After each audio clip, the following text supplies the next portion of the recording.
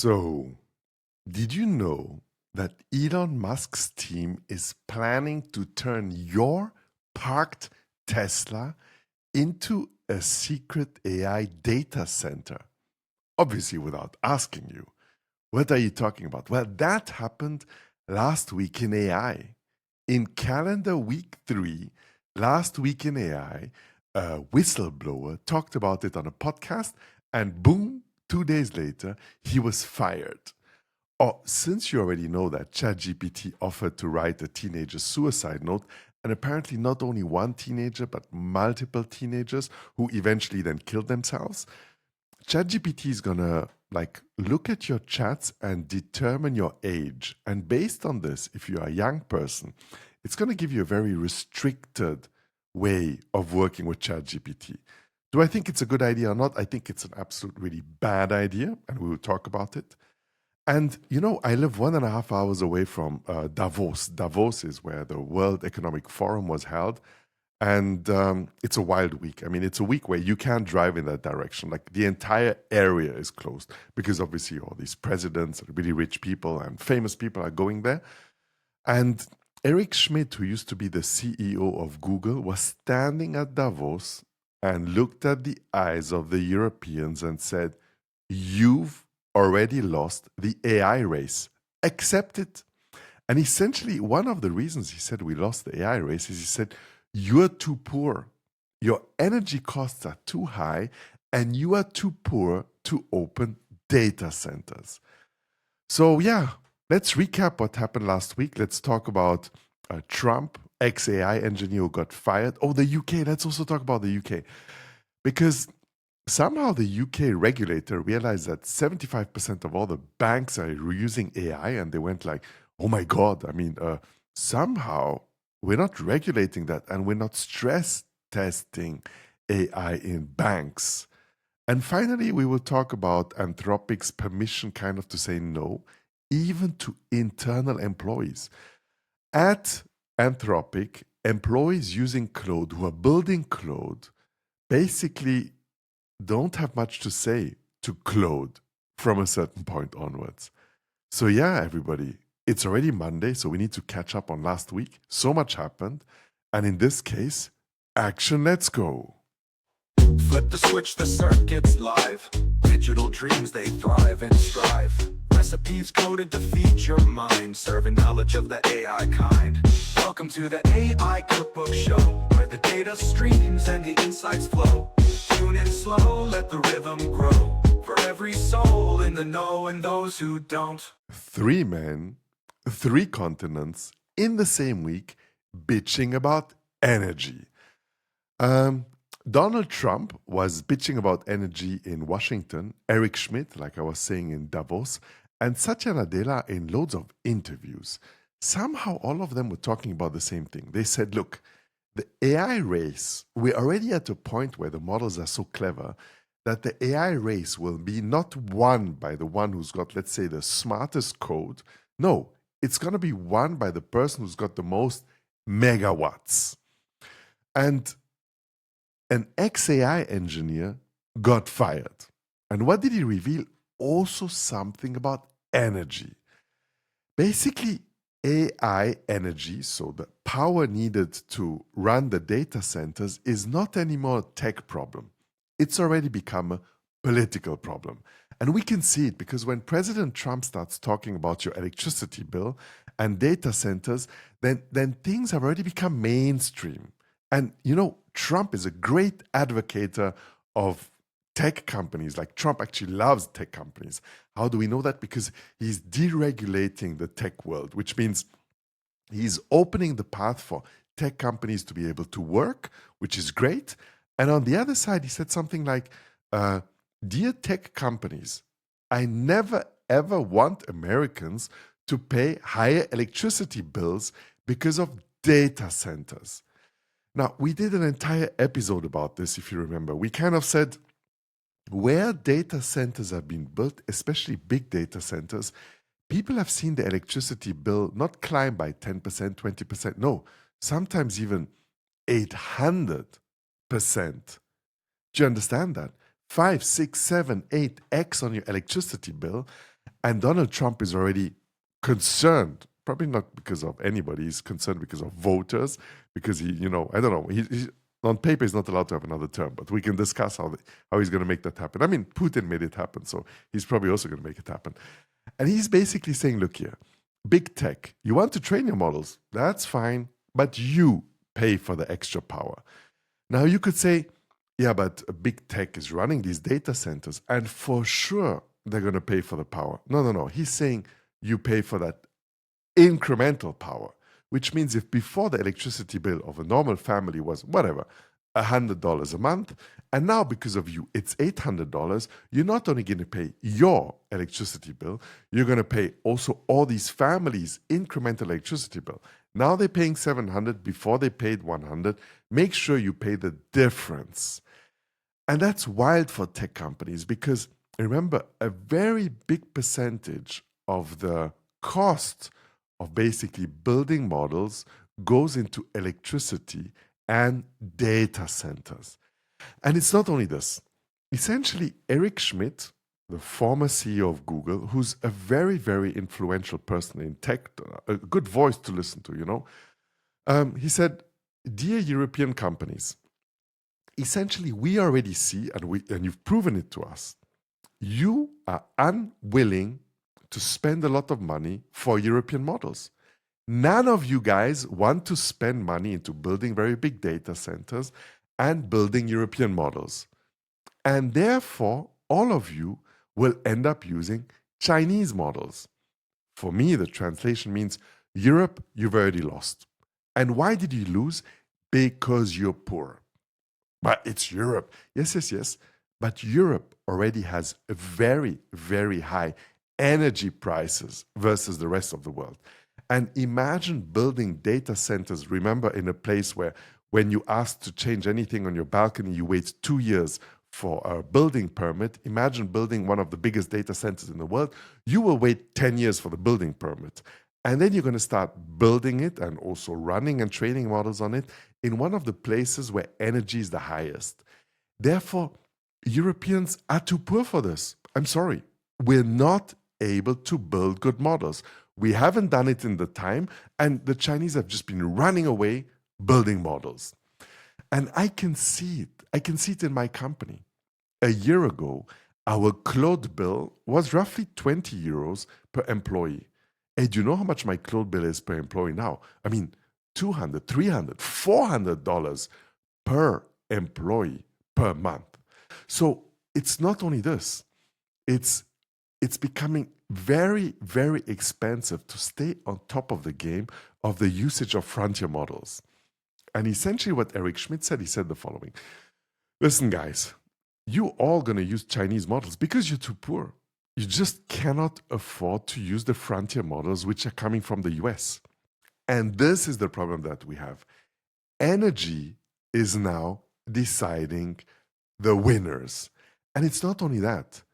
Imagine that your Tesla car that you have also becomes a way to train models.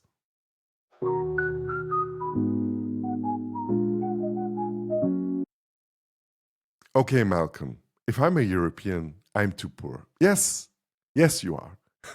So let's talk about how Tesla is trying to circumvent the data center and energy problem. Okay, now let me sit up because it's now becoming interesting. Now, we know that building a data center is an absolute nightmare. Like, it's really difficult.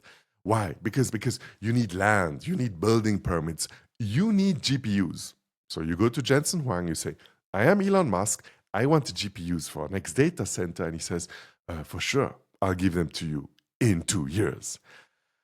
And you need to also be connected to fiber optics infrastructure, which means these data centers, like we said, they cannot be in the middle of anywhere. They need to be in the middle of the city, connected in Frankfurt or in Hamburg. In Hamburg, next to these Tiefseekabel, which are these cables which are running under the ocean, which are connected to the internet. Oh, that's really difficult, right? But what if a data center existed already in your garage? And that's why the idea that was floated by Tesla and by this young gentleman, I think his name is Suleiman Gori. He went on a website, he went on a podcast, and 2 days later he was fired. And they kind of said, okay, actually, Tesla is a great data center. Why? Because think about it. Every single Tesla has a very, very powerful onboard chip. It's the same hardware designed to run full self-driving car. It's like a serious compute power in your Tesla. And these are chips that could also process a very large amount of data in real time. And the next thing is Teslas are always connected.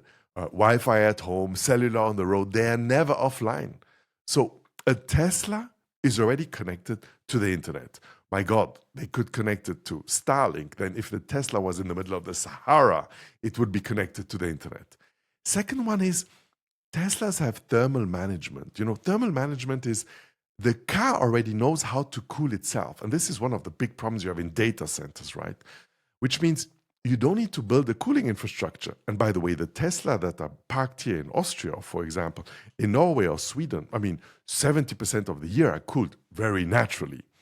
Then your Tesla is plugged in when it's parked. So it's sitting in your garage, it's connected to your electricity.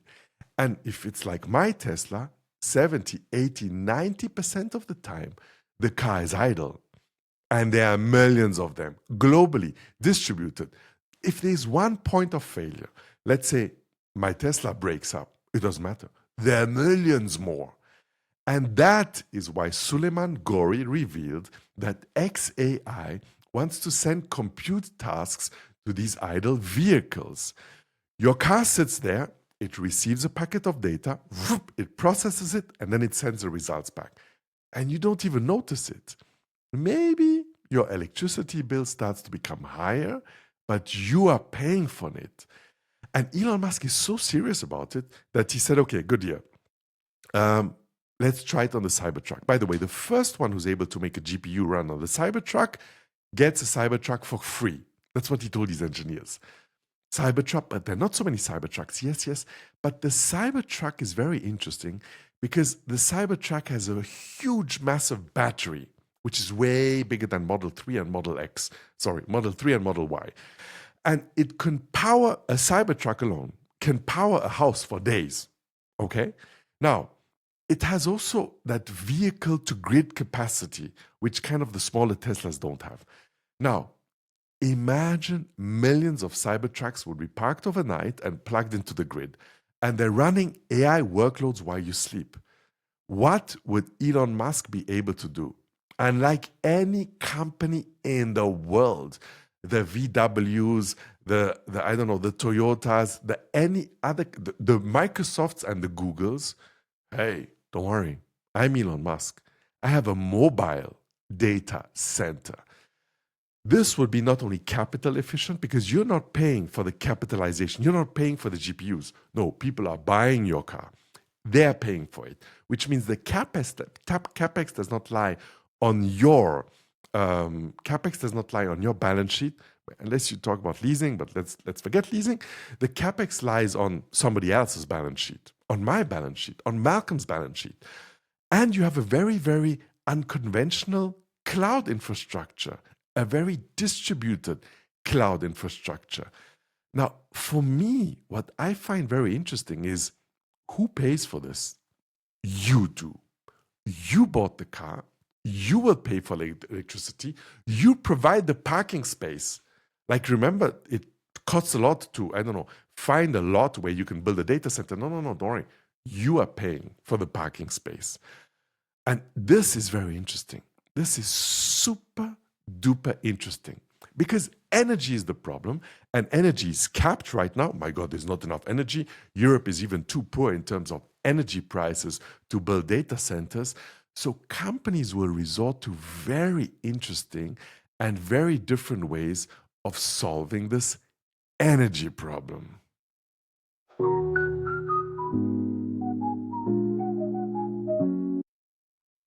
The UK.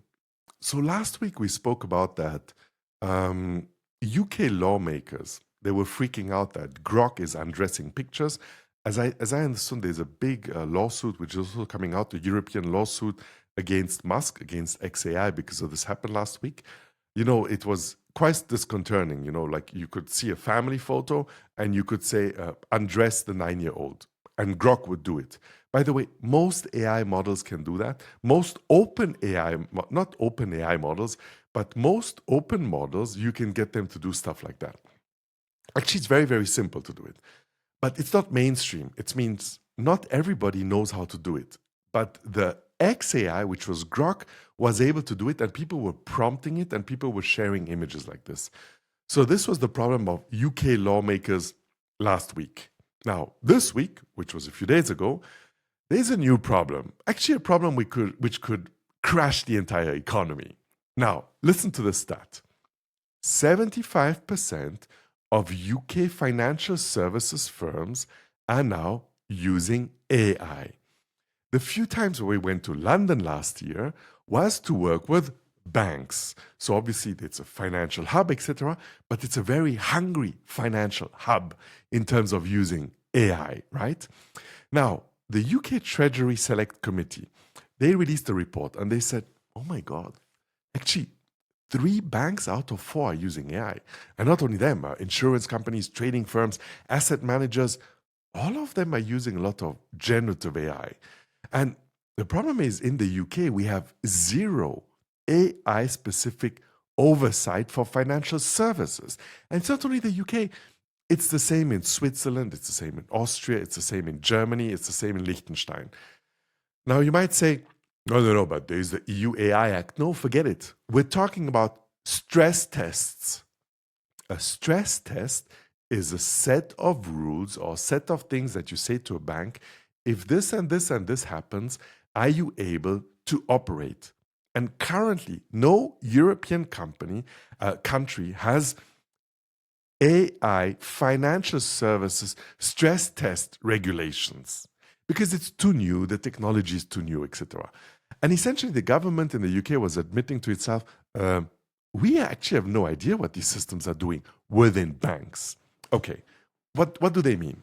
Okay, now, Dame Meg Hillier, she chairs that Treasury Committee. She says, I'm not confident because a major AI incident could happen.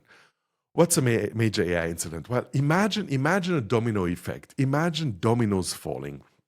So the first one could be an algorithmic trigger. Something happens in the market. Boom, interest rates move like crazy in one direction, or oil prices are spiking.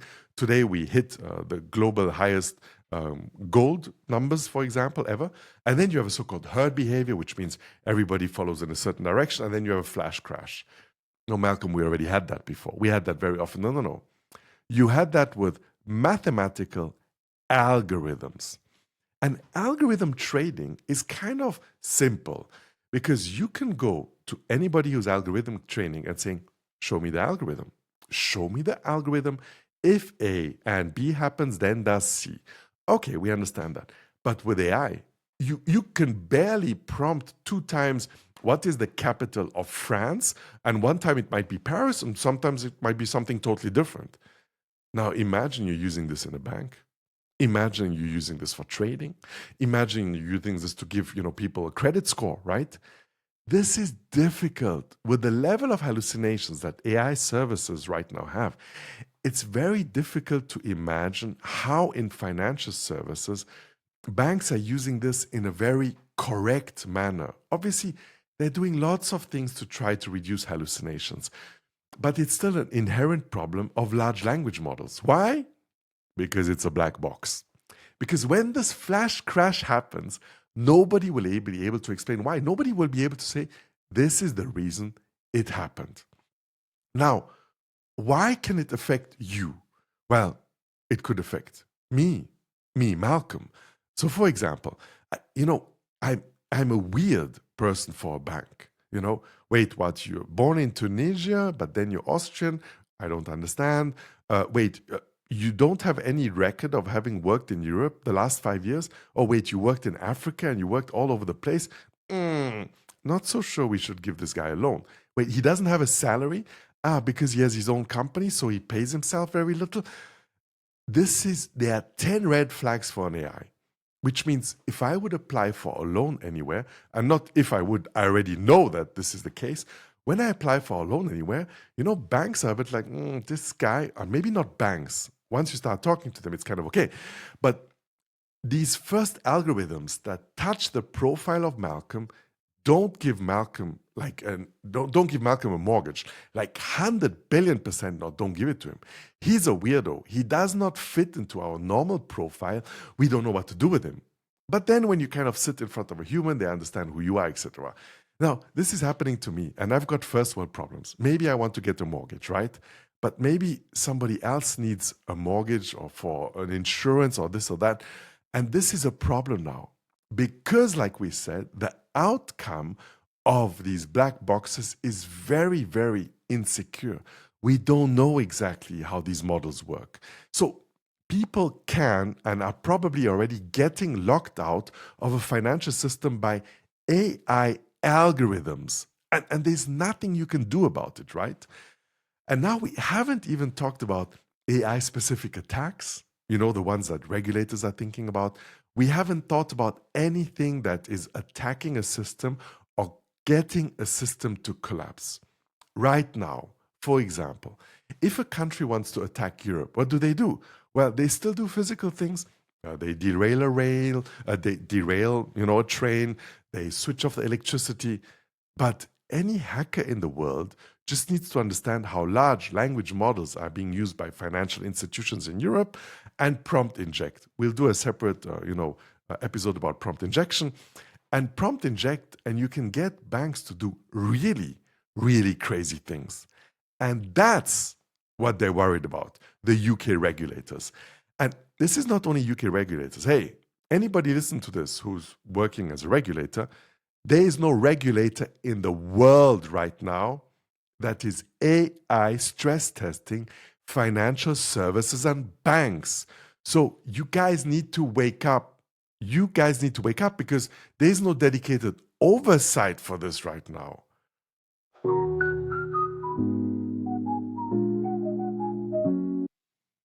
Okay, actually, when we did the intro, which was just a few minutes ago, I wanted to talk about OpenAI and how they're rolling out a stupider version of OpenAI. But let's talk about Google because, I've got ADHD, so therefore my brain is very small.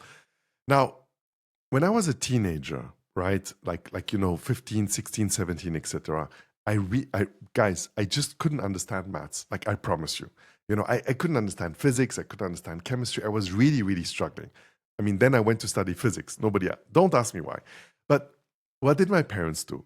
Well, when they could afford it, because remember, my parents were doing development aid in Africa, so you can imagine that you don't earn the big bucks, they paid for tutoring, Nachhilfe. We call it in German Nachhilfe.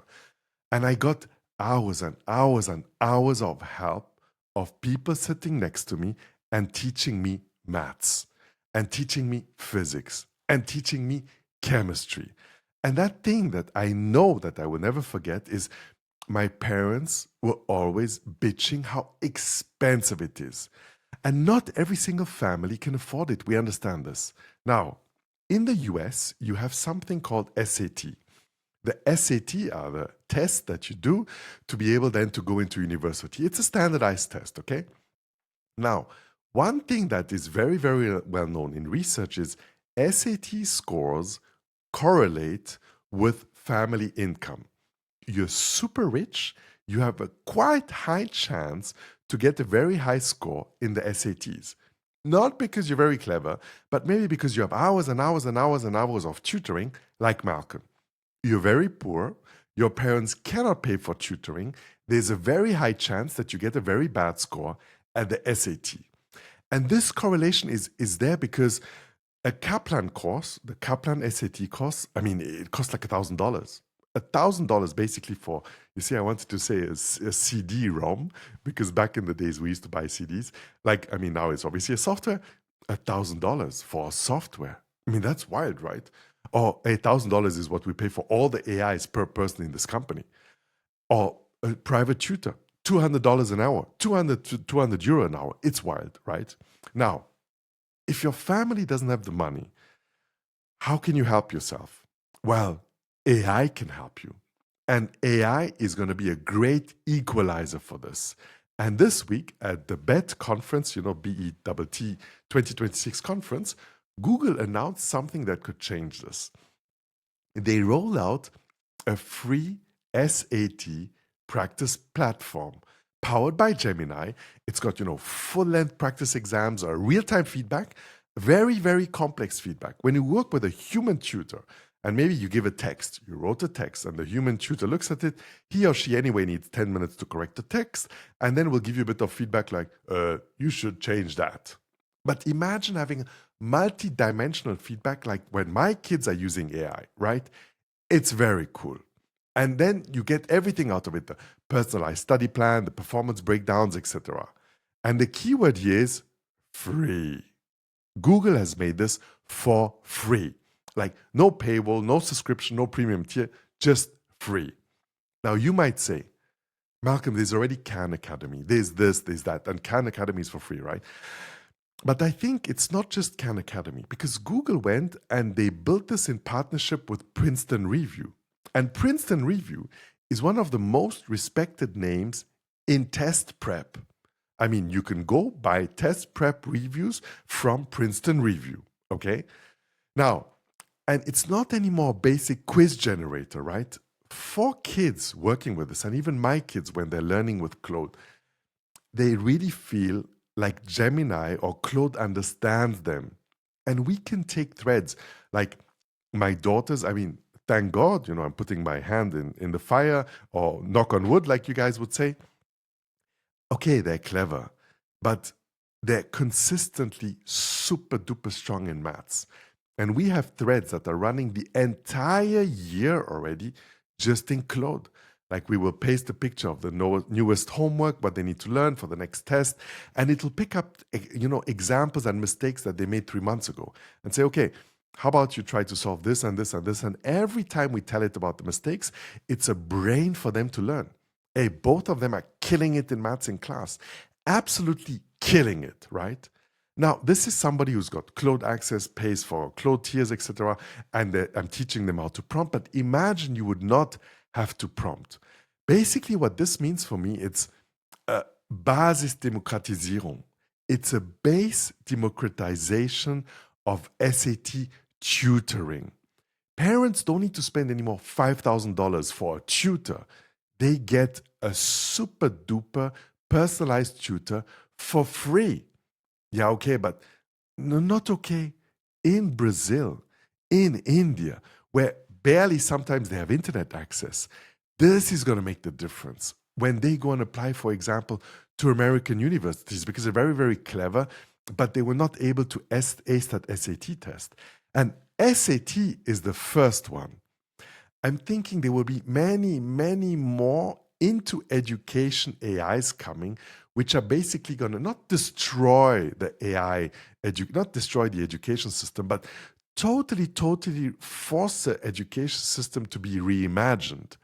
Because today, if I had the choice of putting my kids in a school which was totally AI-powered, the entire education was AI-powered, versus a school in which they are now, I would do it. But you know what? At least in Europe, there is not such a single school.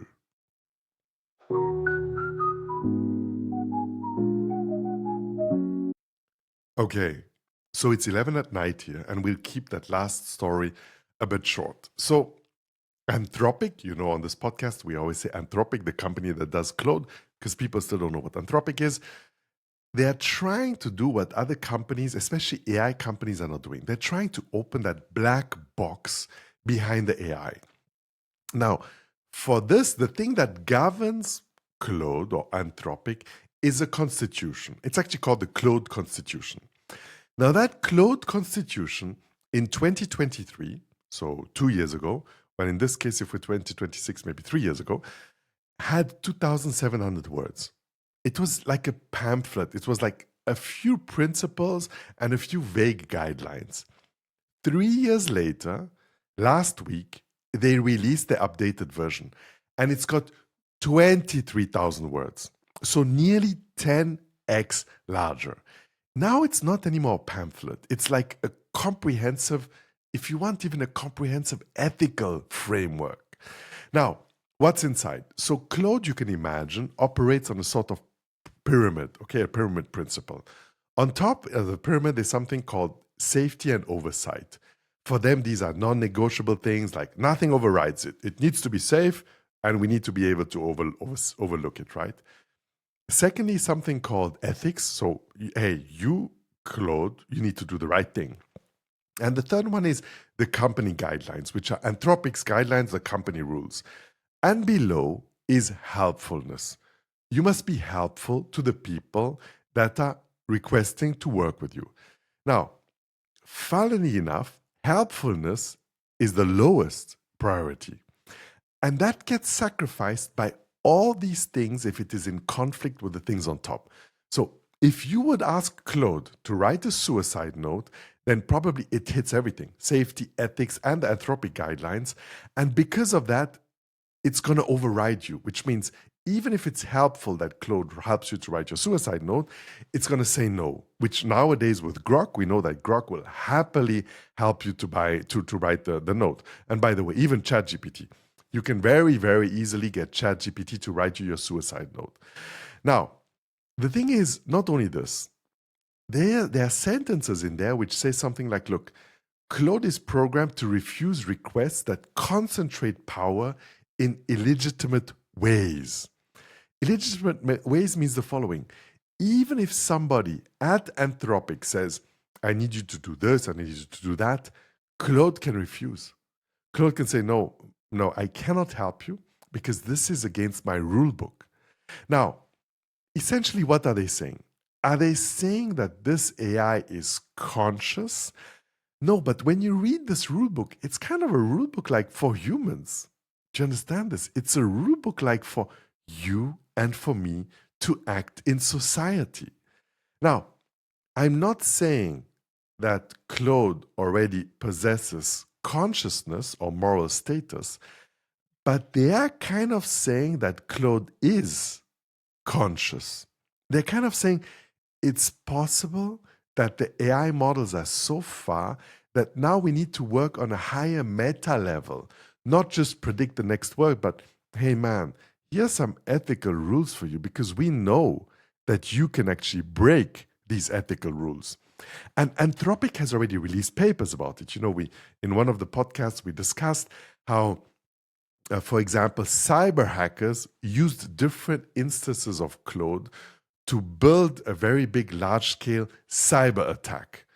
But Claude is not supposed to do that. Well, yeah, that's the problem. Claude is not supposed to do that, and people were still able to do it. And therefore, they're saying, look here. And also, not only this, it's the way also that they wrote it. So they released that thing under something called Creative Commons. Creative Commons means that this constitution that they built, anybody can use it. It's free to use, copy, adapt, do whatever the hell what you want with it. It's yours. And that's cool, because if I'm a company now, I need to think about the framework. I need to think, how do I build a framework that lets me use AI, in an ethical way, in a compliant way? Well, just take the rule book of Claude from Anthropic and see how you can adapt it to your company.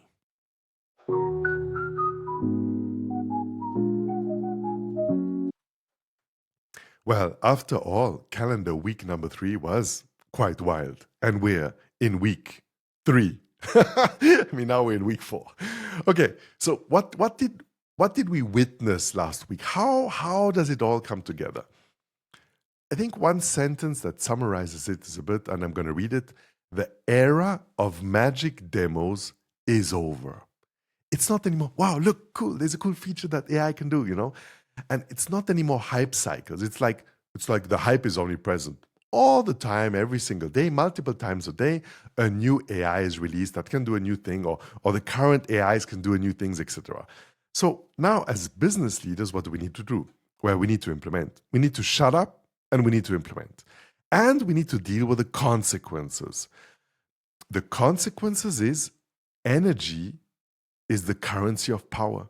And access to megawatts, or access to energy in general, large-scale energy, which is cheap, will not be won in Europe. The US and China are fighting for this electricity and these electric bills. Now, hey, where is energy near to zero? Where is it cheap? Well, in Iran, It's very cheap energy in Saudi Arabia, in UAE. And that's why these places now, and Iran not, but the UAE, Saudi, etc., that's why they're trying to attract AI talent like hell. They would love for you to build your next data center over there because essentially their energy is free, right? And it's not only this, the, the accountability. Basically, we're understanding like what XAI is doing. Fine, we won't be able to build, lots of data centers anymore. Let's try to think fast. Let's try to think out of the box. Oh, let's use Teslas as a distributed data center. And I think a lot of crazy ideas like this, which at the end of the year might not sound so crazy anymore, are going to come out in this year because of that ceiling that we hit in energy. Now, secondly, we talked about the AI systems that you're using. So we talked about the UK financial sector, but essentially the AI systems that you're using until now, it's pretty cool because we're living a bit in the wild west of usage of AI because it's pretty unregulated. We have an EU AI Act, which is a total scam, which never happened, never got into place, is now delayed by 2 years. But the regulators in other countries like the UK, Singapore released a governance for regulation of AI agents. First country in the world to do that last week, right? And these 75% of UK financial firms were right now, go ahead, keep using it. Because right now you're using it with zero oversight. Now you have a bit of time. As soon as the regulator actually wakes up, it'll be a bit more difficult. We also talked about the fact that democratization is disruption. And I think many, many more businesses and verticals this year will be totally disrupted by AI because it's easy. It's easy for Gemini to learn all the SAT tests that were ever done and to go to Princeton Review and say, I know it's basically killing your business model, but would you like to do a free AI for training SAT tests? So more of these disruption of entire business verticals will also happen in 2026. And yeah, look here. Unfortunately for many of you who are listening, we're all still treating AI like a tool. Look what I can do with Gemini. Look what I can do with Claude Code. It's a bit like a productivity hack. But the thing is, how will AI disrupt my business model, not in 5 years, but in the next 3 months? That is one of the most fundamental problems that any business leader will face in 2026. So yeah, sorry for this gloomy ending, but it is, it's exciting times upcoming, but also quite gloomy times upcoming. So yeah. By the way, subscribe. I've been told to let you know to subscribe. Press that subscribe button when you listen on Spotify, Apple Podcast, or YouTube, etc. Funnily enough, we've been getting lots of traction also on Instagram. So thank you for the people who follow us on Instagram. And yeah, share that with your team. And in the most, and like always, most wonderful evening. And greetings from Bregenz. So yeah, Malcolm out.